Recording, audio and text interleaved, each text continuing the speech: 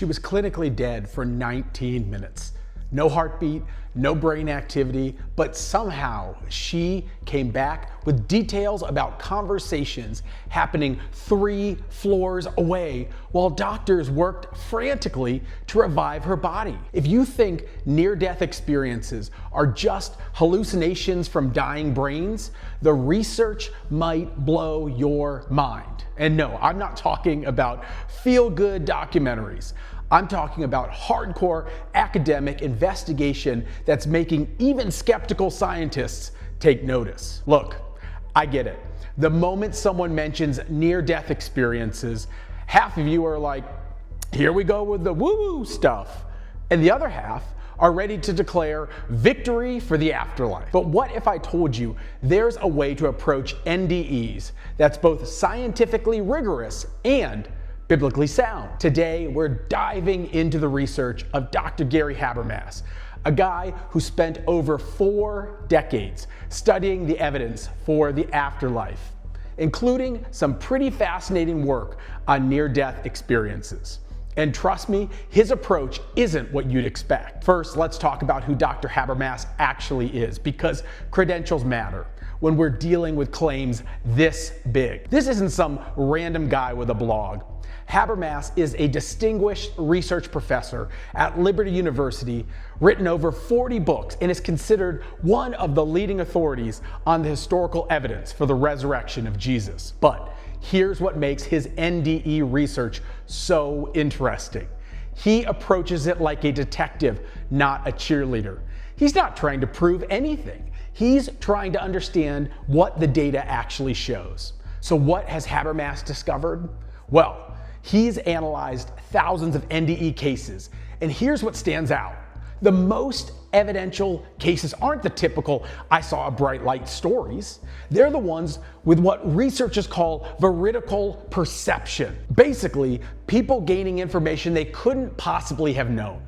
We're talking about patients describing medical procedures happening in other rooms, recounting conversations between family members in the hospital waiting areas, or identifying objects placed in locations impossible to see from their hospital bed.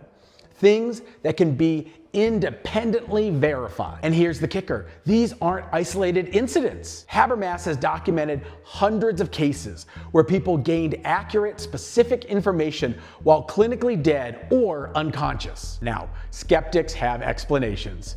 Oxygen deprivation, drug interactions, the brain's final electrical surge before shutdown. Habermas doesn't dismiss these explanations. He actually agrees they explain most NDE phenomena. But, and this is crucial, they don't explain the veridical cases. How do you hallucinate accurate information about events happening outside your sensory range? How does a dying brain manufacture verifiable facts it never had access to? From a biblical standpoint, this research is fascinating because it aligns with what Scripture already tells us.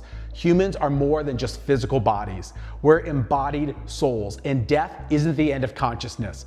It's a transition. But here's where Habermas gets really interesting. He doesn't use NDEs to prove Christianity.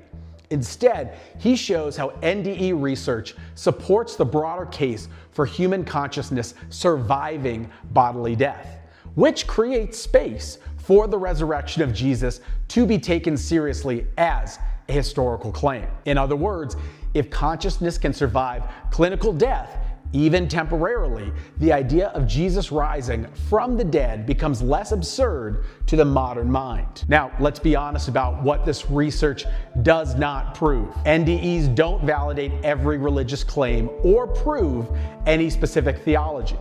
They don't tell us definitively what happens after death for everyone, and they certainly don't replace the need for faith. What they do suggest is that materialistic assumptions about consciousness might be incomplete. Here's the bottom line. Dr. Habermas's research on near-death experiences isn't about proving heaven exists or validating every spiritual claim out there. It's about following the evidence wherever it leads, even when it challenges our assumptions. Whether you're a skeptic who thinks consciousness is just brain chemistry, or a believer who sees NDEs as glimpses of eternity, This research deserves your attention, because if we're going to have honest conversations about life, death, and what comes after, we need to grapple with all the data, not just the parts that fit our worldview. What do you think?